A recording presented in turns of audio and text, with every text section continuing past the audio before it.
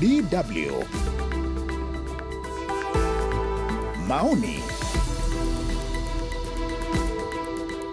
Natumai hujambo hapo ulipo na karibu kwenye maoni mbele ya meza ya duara, ambapo wachambuzi wanayajadili masuala mbalimbali ya dunia. Bara la Afrika mara kwa mara linakumbwa na migogoro ya silaha, ikiwa ni pamoja na ya vita vya wenyewe kwa wenyewe, mapigano ya kikabila na uasi. Aghalabu migogoro hiyo huchochewa na mivutano ya kugombea rasilimali, ukosefu wa utulivu wa kisiasa na umasikini. Lakini pia mikono ya nje ya bara hilo inahusika. Kwa jumla, hayo ndiyo yanayotukia sasa nchini Jamhuri ya Kidemokrasia ya Kongo. Nchi hiyo haijatulia sawasawa tangu ianze kujitawala mnamo mwaka 1960. Hata katika kipindi cha mpito kuelekea kwenye uhuru, hali ilikuwa ya misukosuko kutokana na migogoro ya ndani na kujiingiza kwa nguvu watu kutoka nje.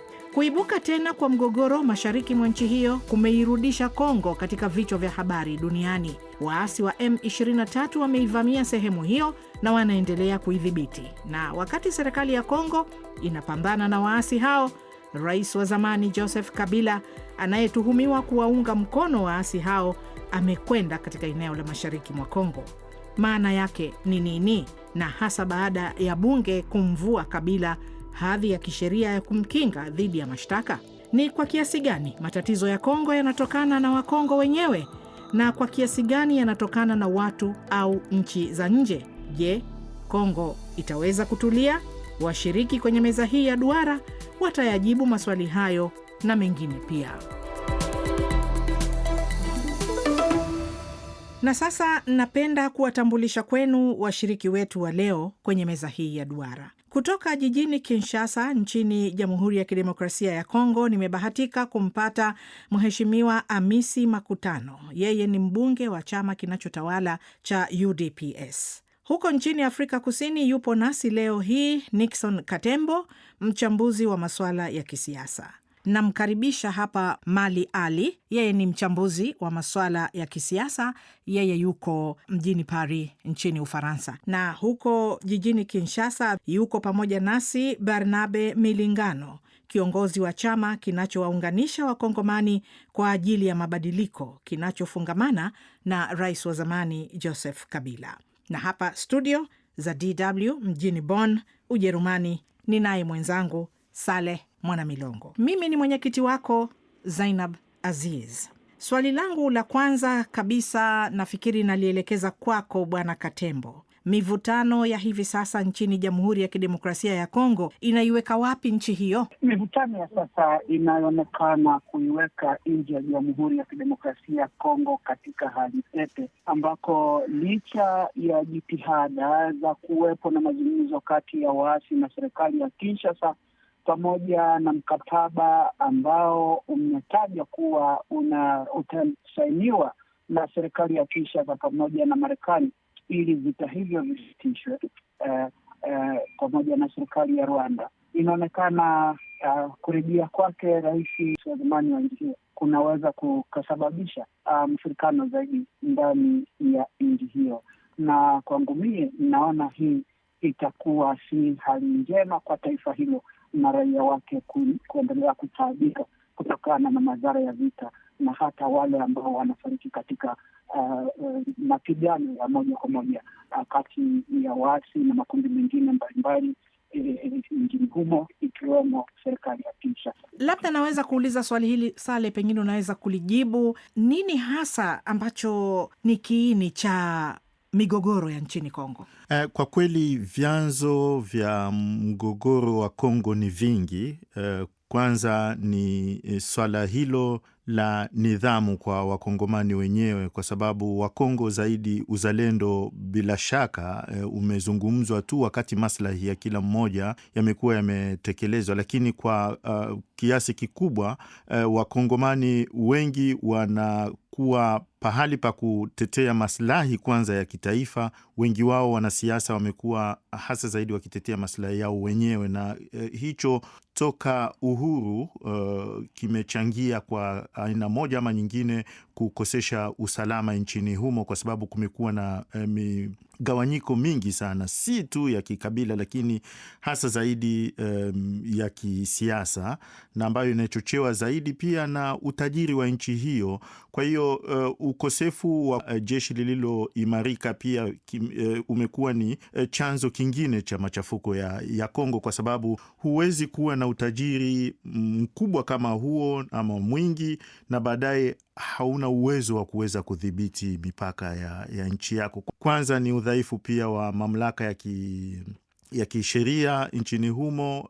Matatizo pia mengine ni uchu wa madaraka kwa viongozi ama wanasiasa wa Kongo, na yani vyanzo ni vingi sana ambavyo vimechangia mzozo wa Kongo kutomalizika. Asante sana. Kwako wewe Bwana Milingano, wewe unaonaje, nini hasa kiini cha migogoro ya nchini Kongo? Mgogoro wa Kongo ni moja tu, watu hawaheshimu sheria, na tunakuwa na viongozi ambao kama hawajakuwa kwenye madaraka wanasema Kifaransa nzuri, wanapiga mdomo, lakini wakishafika hapo wote wanakuwa wizi tu. Hakuna hata sheria ambayo inaheshimika ndani ya nchi yetu, kwa sababu kama unaangalia constitution ya kwetu kwa mstari wake wa 3, artikli yake ya 3 inasema kila jimbo ni lazima ijichukue peke yake binafsi kwa kufatana na useremani na utajiri ambao inakuwa nayo. Na kama unaangalia mstari wake wa 171, hicho ni kifungu 171, inasema ni lazima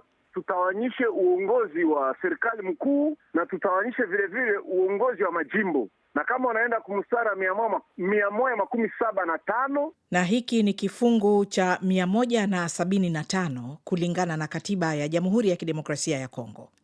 Inasema budget ya Kongo 40 ibakie kwenye jimbo. Sawa sawa. 40% ya bajeti ya majimbo inatakiwa ibakie kwenye majimbo husika, na 60 ipande kwenye jimbo kubwa, kwenye government central, na 60% inakwenda kwenye serikali kuu. Endelea. Ukiona hiyo haitimiliki, ni kusema watu wakuu, viongozi wakifika hapo wanakimbilia kwanza kujitafutia peke yao. Tunasahabu hatujenge nchi. Kwa leo tunakuwa nchi peke yake katika ulimwengu, linaweza nikasema hivyo. Hata Yemen inakuwa na barabara nzuri kutushinda. Kongo hatuna barabara. Kongo watu hawalipwe vizuri. Kongo wanaita iko nchi tajiri, lakini ndani ya mfuko wetu, ndani ya tumbu letu sisi Wakongomani hatuone hiyo utajiri. Shida kubwa kwanza ni hiyo. Tunasahabu sote kutia kitu ambayo inaweza kutupatanisha sisi sote, tunaita sheria.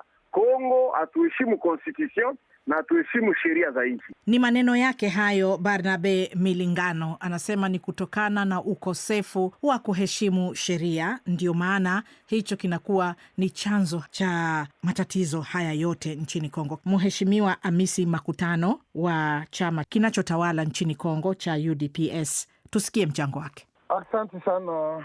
Nalifata ndugu Barnabe kwa zote amesema. Na ya kwanza inapasha kuwaelezea ni kama inafaa tu ogope Mungu, tuseme ukweli. Unaweza kusema zote, ni inafanya ujue kwenye unatokea. Wandugu Barnabe ni watu wenyewe walifanya masiku na masiku, miaka na miaka, muda 18 na kati ya nchi zetu. Eska anaweza kutuambia madaraka ubia constitution ya wapi enye wao waliheshimu? Hakuna kitu. Leo tumekuta nchi gisi ingali, na baba wa taifa leo amesema ile buku inafaa iwe iheshimiwe na wakongomani wote. Kama mamlaka imekutoka, inafaa uchunge. Kama tumefanya miaka 5 inamalizika, unaweza tena kurudia juu ukuye ulombe ile masauti ya wakongomani. Mwongozi wa zamani Bwana Rais Kabila ameenda fasi, wandugu amebeba silaha juu ya kuua wengine juu ya mamlaka. Haiwezi kuwa vile.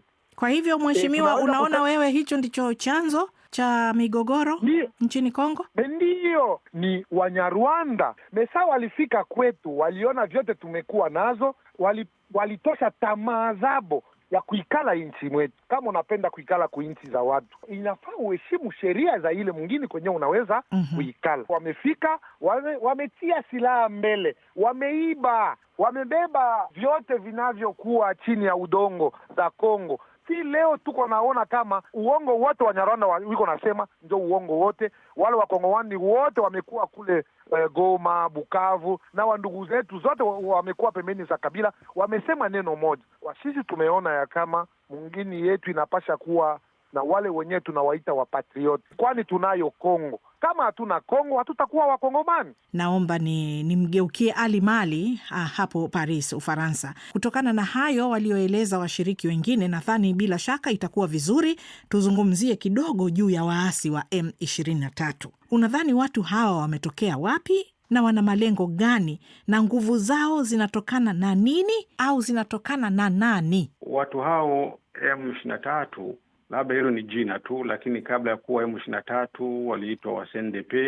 Ni vikundi ambavyo vimezuka baada ya mbinu na njia za kutumika kumtoa Rais Mobutu Sese Seko zilitumiwa kupitia nchi ya Rwanda. Kwa hiyo Bwana Kabila Laurent alivyokuja kumtoa Mobutu, alikuja kutoka Rwanda na jeshi la Rwanda na silaha za Rwanda na akaja na Wanyarwanda. Kwa hiyo swala hili ndilo lililofanya hadi leo neno la Wanyarwanda liweze kuzungumzwa sana katika matatizo ya Kongo, licha kuwa matatizo ya Kongo yalianzia tangu kuuawa kwa Lumumba, kupatikana kwa uhuru.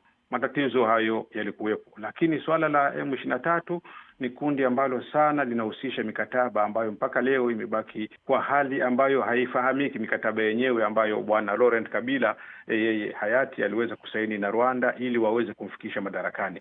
Na hayo ndio yale ambayo tena leo yanaleta shida. Kukosa kumalizika kwa makundi haya ni kwa sababu ya utekelezaji wa mikataba wanayokubali kabla hawajawa viongozi, wanayakubali kiurahisi, lakini pale watakapoingia kwenye uongozi sasa yanakuwa hayatekelezeki kama viongozi wa nchi, kwa sababu lazima apite bungeni, yapite kwenye mifumo ya kisheria ili mikataba hiyo iweze kukubalika. Sasa mikataba hiyo inaleta shida kati ya vikundi ambavyo vilivyosaini mkataba, na uasi unaendelea kurudia tena upya.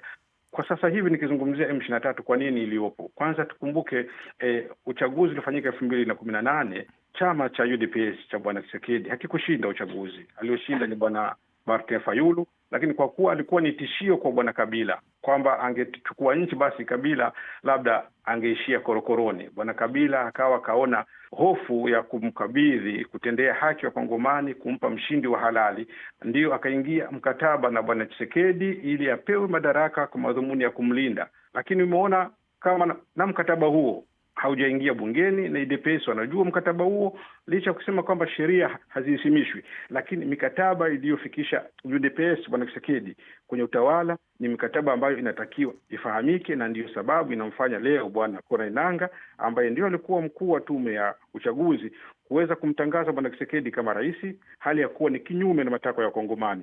Wakongomani hawakumchagua Bwana Tshisekedi. Kwa hiyo mpaka sasa ni rais haramu, ni kiongozi haramu kwa mujibu wa sheria. Hizo ndizo bado zinaleta shida hadi leo. Mikataba hiyo haijulikani na inawafanya Bwana Nanga na Bwana Kabila waliomkabidhi Bwana Tshisekedi utawala leo wasiridhiki kwa sababu ya kukosa kutekeleza makubaliano ya wao kupeana madaraka. Nataka nimuingize Mheshimiwa Amisi Makutano atueleze vipi, we unaonaje kauli hiyo, ina ukweli? Nimeona kama ndugu zangu amekuwa kuinchi ya France amesema uongo mtupu. Nimesikia na nimejua ya kama masemo zake asizijue yeye mwenyewe, kwani hapa pa Kongo tulikuwa na machaguzi, Wakongomani walichagua baba wa taifa. Ni kama yeye amesema ya kama kumekuwa mazungumzo Kabila na Tshisekedi, amesema uongo, kwani yeye alikuwa France, amejua zile zote wapi. Si kama anasema ile nye anasema ni za kweli, anaweza kutosha makaratasi enyewe ilifanya Kabila aandike, Felix aandike. Ni uongo mtupu. Wale wote ni watu wamekuwa wakichangana na Kabila, ni kama wamekosana, kila mtu anaenda njia yake. Sasa sisi Wakongomani tumesema ya kama wanaweza kusema zote, wanaweza kusema, na sisi tumesimama mwaka 1997 haiko leo sawa vile 2025. Nataka kutafsiri huo mwaka, labda ni muombe mwenzangu Saleh ili kwa wasikilizaji wa Kiswahili wapate kujua. Saleh, ni mwaka gani huo? Anapozungumzia 1997 anamaanisha mwaka 1997 na hadi 2025. Sawa, endelea mheshimiwa. Ndio kusema kama ndugu zangu amesema uongo. Tunapasha kuwa na mwili wa Wakongomani, kwani nchi zetu kama sisi wenyewe hatuzipiganie, nani ataweza kupigana juu zetu? Wanyarwanda wamefanya mbaya mwingine mwetu, sisi tunaweza, inafaa tusimame sisi sote tuseme neno moja ya kusema ya kama Bwana Kabila ameleta kifo, ameleta mauaji, ameleta wizi. Saleh, kwa kweli ni swali ambalo limeleta simulizi nyingi. Ni swala hilo la mikataba kama alivyozungumzia Bwana Ali Mali, ambayo ni za siri na vigumu sana kufahamu kipi kilichokubalika na kipi kilichomo katika mikataba hiyo, na hadi kufikia sasa bado hakujafahamika, ijapokuwa Kabila Nanga walisema ndio kulikuwa na mkataba wa siri. Tshisekedi akakanusha, akasema ni yeye alikuwa mshindi wa uchaguzi huo. Hakuja kuwa na kitu ambacho ama upande wowote ambao umetoa mkataba huo na kuweka hadharani kwamba kulikuwa na mkataba uliosainiwa, lakini kulingana na duru za Kanisa Katoliki na mashirika mengine ambayo yalichunguza uchaguzi wa mwaka 2018 ambao wamesema kwamba aliyetangazwa mshindi hakuwa mshindi wa uchaguzi huo. Kwa hiyo hizi bado ni simulizi ama narrative ambazo zimekuwepo kulingana na kinachoendelea nchini Kongo. Sawa sawa, mbali na tetesi hizo, mabwana, mimi ningetaka tuzungumzie kile kinachoendelea sasa nchini Jamhuri ya Kidemokrasia ya Kongo. Rais wa zamani Joseph Kabila amerejea nchini baada ya kuwa nje kwa muda wa miaka 2. Na baada ya rais huyo kurudi, ni kwamba tayari alikuwa amevuliwa hadhi ya kisheria ya kumkinga kushtakiwa. Hii ina maana gani? Nixon Katembo. Napenda nigusie masuala mawili au matatu. Kwanza, ukosefu wa sheria katika Jamhuri ya Kidemokrasia ya Kongo, haswa swala la kuheshimu katiba ya nchi. Jambo la pili ni ukosefu wa uzalendo. Swala la tatu ni kuweza kuheshimu sheria za nchi, pamoja na kuhakikisha kwamba taasisi za nchi zinasimamisha mamlaka yote pamoja na uendeshaji wa masuala yote ya serikali ya Kongo. Jambo la nne ni ukosefu wa uzalendo, na ukosefu wa uzalendo unatokana na vile unavyoona mikataba inavyosainiwa bila kuheshimika, kwa maana kuwa Wakongomani hasa wanasiasa wanaweza wakasaini mikataba kwa ajili ya manufaa ya tumbo zao wenyewe. Na la mwisho ambalo ningeweza kulizungumzia ni swala haswa linalojikita katika uendeshaji wa taasisi za taifa na kulijenga taifa kwa msingi ya kuwa dola moja ambalo inahusiana na kuendeleza Kongo kama nchi na wananchi wake. Sasa kurejea kwa Kabila kuna kuja haswa katika mantiki hii kwamba rais ambaye aliongoza nchi kwa miaka 18 na anaona maslahi yake yameathirika kwa kuondolewa kinga ya rais, kwanza kama rais wa zamani. Pili, rasilimali zake na biashara zake nchini Kongo kuingiliwa. Kwa mfano, shamba lake la Kingakati nje ya mji wa Kinshasa, ambalo kwa mujibu wa takwimu zilizotolewa na taasisi moja huko Kinshasa kwamba aliwekeza zaidi ya dola milioni 400 za Kimarekani. Hili ni shamba binafsi, wala dola hizo milioni 400 zingeweza kujenga barabara ama hospitali ndani ya nchi ya Kongo. Sasa unajiuliza, hii inasaidia vipi kujenga taifa kwa wanasiasa wa Kongo kushangilia viongozi wao katika siasa au jamii zao za kisiasa, kuliko kuweka mbele taifa na kulijenga taifa kwa misingi ya kuweza kuhakikisha Wakongomani wote wanapata haki na wanajiendeleza kijamii pamoja na kiuchumi kwa ajili ya ustawi wa jamii wa taifa la Kongo. Tusipozungumzia haya wazi, tutakuwa tunakosea sana. Asante sana Bwana Barnabe Milingano. Tunafahamu kwamba sasa Bwana Kabila amekwenda ama yupo mashariki mwa Kongo, ambako waasi wa M23 ndio wanaodhibiti sehemu hiyo, na inadaiwa kwamba yeye anawaunga mkono waasi hao. Unadhani madai haya yana ukweli wowote, au kurejea kwake katika eneo hilo Bwana Kabila kutabadilisha mambo? Ninaweza kusema hivi, ni lazima na ilikuwa shurti Rais Kabila kurudia, kwa sababu yeye anakuwa mkuu kiongozi wa chama kubwa. Kwa leo Kongo tunarudia katika hali ya miaka 20 mwaka wa 94 ambayo ilifanyika Rwanda, genocide haiko mbali. Leo hapa katika eneo yote ya Kongo, kama wewe unaitwa mtu wa Kabila umefungwa, uwe askari uwe jemadari, tunakuwa na zaidi ya majemadari 13 ndani ya gereza. Mimi nimewahi kufungwa mara nyingi kwa sababu niko mtu wa Kabila. Sasa sisi tunasema hivi, mtu ambaye ameumwa na nyoka hata akiona kamba ya kiatu ni lazima aogope. Itamfalia nini Kabila rais aendelee kubakia mbali kule South Africa na watu wake wako wanaendelea kupata shida hapa? Constitution katika mstari wake wa 64 inasema ni lazima mkongomani wote ashimamie uongozi mbaya. Ndugu yangu Bwana Hamisi ndiyo mrega peke yake ambaye anakuwa akitumika nao watu wengine wote, na mali yetu ndiyo kunaenda Amerika. Hata barabara hatuna na ni kufungwa kila siku. Ningependa kujulisha ndugu zetu hivi, kama kila siku ndege za jeshi ziko zinatoka Kisangani zinaenda zinatupa mabombe kule Minembwe, ziko na ua wa civilian, wale watu waendelee kuangalia tu. Wako wanatufunga hapa kila siku Kinshasa, wako wanaua watu wale wazalendo. Rwanda haingi kuwa na nguvu mama. Unafikiri wale wazalendo wangeingia Rwanda wafanye genocide nyingine? Sasa wataendelea kuangalia tu. Ule Bwana Hamisi anafikiri ya kwamba kwa sababu wamepewa madaraka basi tutawaacha miaka 10 waendelee kutukoelea mkinywa. Lazima wajue kama ukiongoza vibaya tutashimama. Sisi wote tuko wanaume, kifo kiliumbwa. Itatufalia nini sisi ambao wakati tuko tunakuja na afdal tulikuwa tunasema 2 wakufe, 3 wasonge, waliobaki watajenga nchi. Saleh, unasemaje wewe?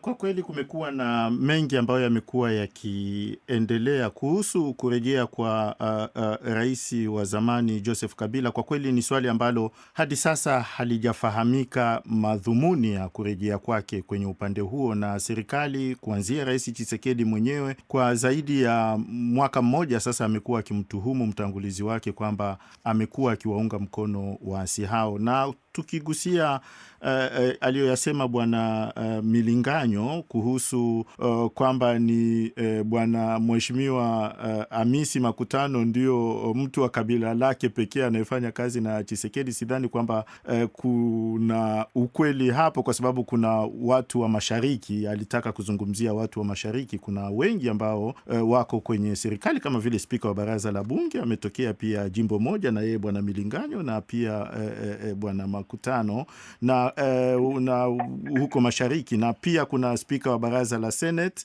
ni kutokea huko jimbo la Katanga alikotokea Kabila. Kwa hiyo kumekuwa na hali ambayo wengine wamekuwa wakilaumu utapata nafasi. Swali hapa ni kuhusu hiyo kamata anayoisema. Hata kwenye hotuba yake rais huyo wa zamani Joseph Kabila amerejelea kwamba kumekuwa na watu wa karibu yake na maafisa wa jeshi ambao wamekuwa wakikamatwa kwa ili hali tu kwamba wamekuwa wanamuunga mkono ama wanakuwa na uhusiano na yeye Kabila. Kwa hiyo ni jambo ambalo limekuwepo, na kurejea huko kwa Kabila mjini Goma kutaleta hali ngumu zaidi kwa maoni ya wengi nchini Kongo, kwamba inaonekana kwamba ikiwa hakutokuweko na suluhisho la amani, basi huenda vita itakuwa inaendelea. Kwa hiyo hadi kufikia sasa haijafahamika nini atakachokizungumza wakati yuko Goma, na ni mapendekezo yapi ambayo yatafanyika ama ni hatua ipi itakayochukuliwa na serikali ya Kinshasa kwa ajili ya kumaliza mzozo huu. Ngoja tuangalie kwa jicho la Paris kule. Bwana Ali Mali, nikupe nafasi hii. Ndio. Kwa kweli nimewasikia ndugu zangu wanavyozungumza. Kwa kweli wana nyoyo zao zimewaka moto mapema, lakini wanasahau kwamba Kongo ndio inateketea na vizazi vyao vinapoteza bahati ya kuishi katika huo utajiri kama wazazi wao wanavyopoteza nafasi hiyo. Kwa kweli Bwana Kabila kurudi nchini Kongo na hasa upande wa mashariki ni kitu ambacho akilini kinaingia, kwa sababu kama yeye watu wake wanatafutwa, wanawindwa kama panya hivi sasa, hawezi kubakia nje moja kwa moja, ataona kama ni udhaifu, na yeye mwenyewe tayari anashambuliwa kisiasa na hata kifamilia na kimaisha. Kwa hiyo ni lazima arudi katika ardhi ya Kongo, na eneo salama ambalo anaweza kuwepo ili anusurike na mkono wa serikali ya Tshisekedi ni upande wa mashariki ambao ni wa waasi. Kwa hiyo Bwana Saleh kazungumza mambo ambayo yanaeleweka kwa akili. Ikiwa kama serikali ya Tshisekedi itakosa busara, basi ielewe kwamba inalikata tawi ambalo imeikalia, itaanguka yenyewe, kwa sababu Bwana Kabila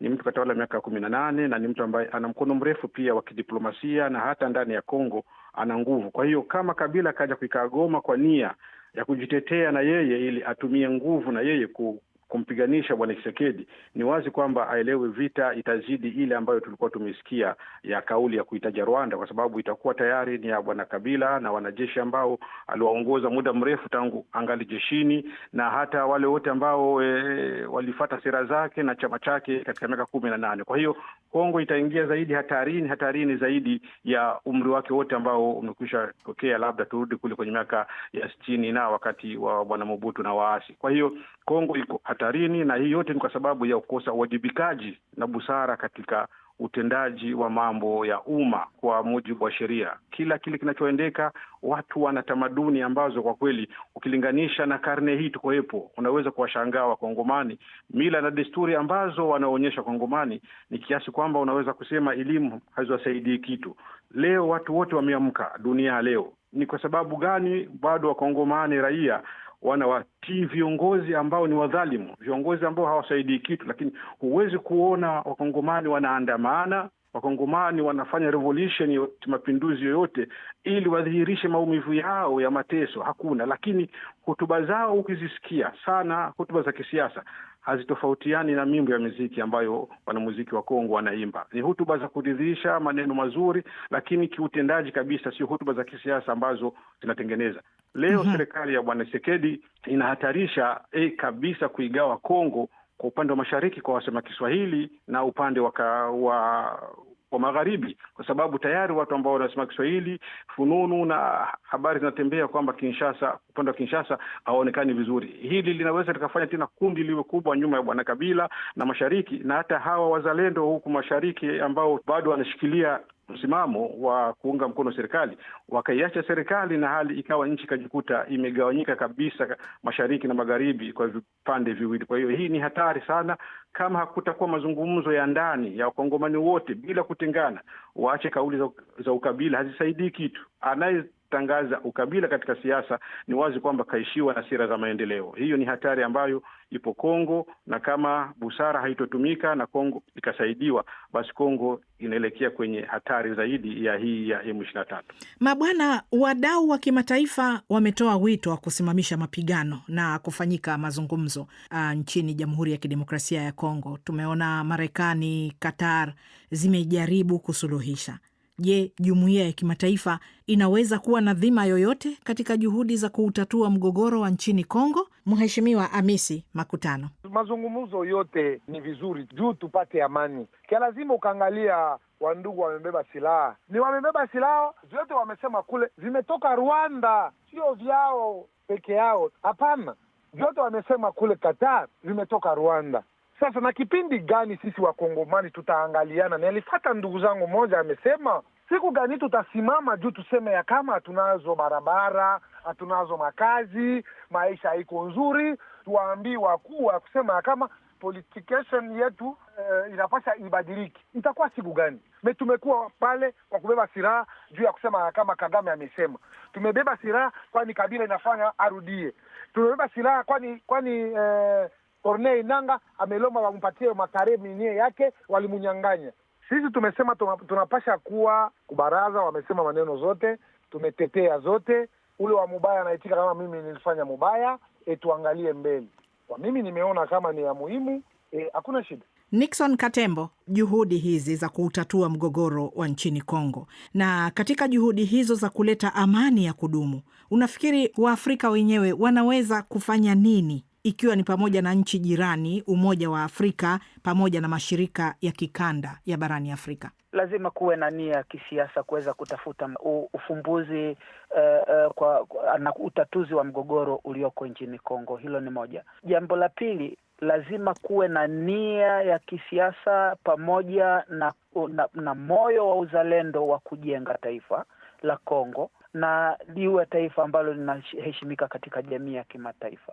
Na jambo la tatu kabisa ni kuweza kuachana na uovu ambao nauona zaidi, ambao ni uovu wa siasa za kibinafsi, siasa za kutaka kujitajirisha kabla ya vitu vyo, yaani kufanya siasa kwa ajili ya kujaza tumbo za wanasiasa kuliko maslahi mapana ya taifa. Na jambo la mwisho ambalo ningesema ni kuweza kuhakikisha kwamba Wakongomani ndio wenyewe wenye dhamana ya kutafuta amani ndani ya nchi ya Kongo. Wala amani hiyo haitatoka Marekani, haitatoka Rwanda, haitatoka Uganda, haitatoka Afrika Kusini, haitatoka Angola. Itatokana na Wakongomani wenyewe kufikiria nini azma ya baadaye ya nchi yao. Niwakumbushe hapa mwenyekiti kwamba mwanzilishi wa taifa, waziri wa zamani hayati Patrice Lumumba alisema historia ya Kongo haitaandikwa Ubelgiji, haitaandikwa Marekani,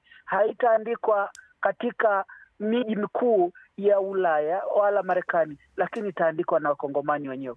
Kiwa Wakongomani hawatalielewa hilo, wataendelea kunyonya, kwani Marekani iwe Qatar, iwe Ufaransa, iwe Umoja wa Ulaya, wana maslahi ndani ya nchi ya Kongo kutaka kuhakikisha kwamba nao wanapata rasilimali ya Kongo. Sasa Wakongomani wenyewe ikiwa hawatalielewa hilo na kuanza kuzozana wao wenyewe kwa misingi ya kikabila, kwa misingi ya kujinufaisha kisiasa na viongozi, na tunaona viongozi katika mjadala huu nawasikia ni kuweza kuwapamba viongozi madarakani kuliko kuliangalia taifa lenyewe linaelekea wapi, vizazi vijazo vya Wakongomani vina urithi gani katika taifa hilo kuendelea mbele, na rasilimali nyingi za nchi hiyo ambazo zinahitajika kuendelezwa kwa ajili ya manufaa ya Kongomani na ustawi wa jamii wa nchi. Nami kwa nukta hiyo namgeukia Bwana Barnabe Milinganyo. Ili kuleta amani ya kudumu huko mashariki mwa Kongo, najua ni muhimu kuizingatia mizizi ya migogoro, na mmezungumza hapa, mmetutolea mifano tofauti. Tunajua kwamba eneo hilo lina akiba kubwa za mali asili na hasa madini adimu duniani. Mali hizo zinaendelea kuwa chachu ya migogoro hiyo kimataifa na kikanda. Lakini je, swala hili kama Wakongomani mnaweza vipi kuwa kitu kimoja na kuzungumza kwa sauti moja ili amani ipatikane? Ni lazima tuikale kwenye sehemu moja, tuzungumze ili amani irudie Kongo na tuendelee kuheshimiana. Lakini hawa watu wanakuwa na uongozi wa laana, hawa ndugu zetu wasema uongo, wanafikiri ya kwamba mkiikala hivi wataendelea kuwakoelea ndani ya kinywa. Ni lazima walazimishwe, hata kwa silaha ni lazima walazimishwe kuikaa kwenye sehemu ambayo ya mazungumzo. Ile kuonaona Rwanda kila siku wanafikiri ya kwamba tutakula Rwanda, wakisema Rwanda inatutawala ndio tunashiba, wakisema Rwanda ndio tunapata matibabu, wakisema Rwanda. Hiyo yote ni muziki na wakati yao ya kuenea imeisha. Ikiwa Qatar, ikiwa Lome, ikiwa South Africa, ikiwa Amerika itatuikalisha, ni lazima tuikale sasa na tuheshimiane. Sale, unadhani ili kuleta amani ya kudumu mashariki mwa Kongo, unadhani swala hili linaweza kuzingatiwa vipi? Kwa kweli bado ni kibarua kigumu kufikia amani, ijapokuwa shinikizo kutoka nchi hizi zenye nguvu, mfano wa Marekani, ambao bila shaka ikikusudia kwamba kuishinikiza Kongo na Rwanda kuweza kufikia amani inaweza kufikiwa, lakini si amani ya kweli, kwa sababu bado Kongo kuna tofauti nyingi sana ambazo viongozi wameshindwa kuwaweka pamoja wananchi na wao wenyewe kwa ajili ya kujadili mustakabali wa taifa hilo. Kwa hiyo kinachotakiwa kwa sasa kwa kuleta amani ambayo tunazungumzia ni kama alivyosema Bwana Katembo, ni nia nzuri ya kisiasa. Je, Tshisekedi na Kabila wako tayari kukaa meza moja na kuweza kujadili kwa kina matatizo ya Kongo, ama mbali na wao viongozi wengine kujumuika ya wanasiasa, kwa kweli ni njia ndefu kwa kufikia. Hicho ulichokisema Saleh, nami nakichukua kama swali langu la mwisho. Nianze na wewe Nixon Katembo. Upi mustakabali wa Jamhuri ya Kidemokrasia ya Kongo? Kongo itaweza kutulia iwapo Wakongomani watajua nafasi ya nchi hiyo katika jamii ya kimataifa na kuweza kuweka maanani swala la amani ndani ya nchi hiyo kwa kukaa kwenye meza moja ya mazungumzo na kuzungumza kama Wakongomani wanaopenda nchi yao na kujenga moyo wa uzalendo miongoni mwa raia wake, pasipo ubaguzi na pasipo kuangalia maslahi binafsi ya wanasiasa wa nchi hiyo, lakini kuangalia taifa mbele na kujenga umoja na mshikamano ndani ya taifa. Unasemaje Bwana Barnabe Milingano kuhusiana na hilo? Sisi tunaona hao uongozi wa laana ambao wanakuwa hapa ni wasema uongo, kwa sababu maneno ambao wanasema ni hakuna siku wataweza kuitimiza. Ni vizuri kwao waache madaraka, patie watu wengine kama mapadri, watubebe kwenye uchaguzi unaokuwa bora. Mheshimiwa Amisi Makutano, unasemaje? Kongo itaweza kutulia? Naweza kusema ukweli ya kama Kongo itatulia. Hata tumekuwa na watoto wa Kongo wenyewe wamependa kubeba silaha Rwanda juu wakuye kubeba mali, mewajue ya kama Kongo itatulia, kimya itakuwa kila siku. Bwana Mali Ali. Kwa kweli mimi nadhani ili amani ya kudumu ipatikane Kongo, kwanza ni kutibu sababu za matatizo na wasitibu maumivu ya matatizo, kwa sababu kinachoendelea sana Kongo, wao wanajihusisha sana na madhara ya matatizo yao, lakini sababu za matatizo bado hazijazungumziwa na bado hazijaguswa, ambayo zinaeleweka lakini zimeambatana katika mila na desturi na mfumo wa maisha wa Wakongomani kwa muda wa miaka mingi sana nchini kwao, kiasi kwamba neno uzalendo analolizungumza limepotea sana kwa watu wengi. Alafu Kongo hiyo ukiitizama ina tofauti pia ya raia mashariki na magharibi. Ukiwatizama watu hao ni watu wawili ambao wako katika nchi moja, lakini wanatizamana kwa macho ambayo sio mazuri. Kumbe kuna stahili pia Kongo kuwepo mazungumzo ya kitaifa ambayo yatazungumzia tofauti zao na waweze kumaliza tatizo hizo kabla ya kuitaja Rwanda. Rwanda imekuwa kama kivuli tu cha matatizo, lakini kuishtumu Rwanda kwa nchi kama Kongo, kwanza ni aibu kutamka Rwanda ndio inaleta sababu Kongo, kwa sababu ukilinganisha Kongo na Rwanda haiingii kwenye kipimo hata kimoja cha Kongo, kwa sababu ni nchi ndogo sana kiasi kwamba Wakongomani kuamini kama Rwanda ndio inawaathiri kwa kweli. Nadhani wanasiasa wa Kongo ni kukosa aibu na kuwadanganya raia wao. Lakini pia wasomi wa Kongo wako wapi? Tunahitajika sasa wataalamu wa mambo hayo ya kumaliza matatizo. Wasiachiwe wanasiasa ambao wako kwenye biashara zao, labda wengine wanafaidika na vita hizi, wanafaidika na matatizo. Kongo inahitaji umoja wa kitaifa kama walivyozungumza wenzangu. Unaweza kusimamiwa na mashirika ya kidini, na sio tu yale ambayo tunayaona ya Wakatolika kwa kuwa ndio wengi, lakini pia kuwe umoja wa mashirika ya kidini, watu waweze kushirikiana kwenye ngazi zote za kijamii. Wanahitaji waelewe kwamba wako katika nchi tajiri, na tabia na mwenendo wa tajiri, mtu mwenye kumiliki mali, unatakiwa uwe vipi, au uongozi wa nchi tajiri na kubwa kama Kongo unatakiwa uwe vipi. Lakini tatizo la Kongo halijapata serikali, halijapata kiongozi ambao ana uzito na uwezo wa kuiongoza Kongo kwenye mapana yake na uzito wake wa utajiri, hasa za nchi kama Kongo. Hilo ni tatizo kubwa. Naam, msikilizaji, hadi hapo na mimi naifunga meza yetu ya duara kwa wiki hii. Nawashukuru sana Mheshimiwa Amisi Makutano, mbunge wa chama kinachotawala nchini Jamhuri ya Kidemokrasia ya Kongo cha UDPS, na kushukuru Nixon Katembo kutoka nchini Afrika Kusini. Vile asante sana Bwana Barnabe Milingano ukiwa jijini Kinshasa, na huko jijini Paris nchini Ufaransa shukrani zangu ni kwako Mali Ali. Hapa studio asante sana mwenzangu Saleh Mwanamilongo, na pia wewe msikilizaji wa kipindi hiki cha Maoni Meza ya Duara, na kushukuru sana kwa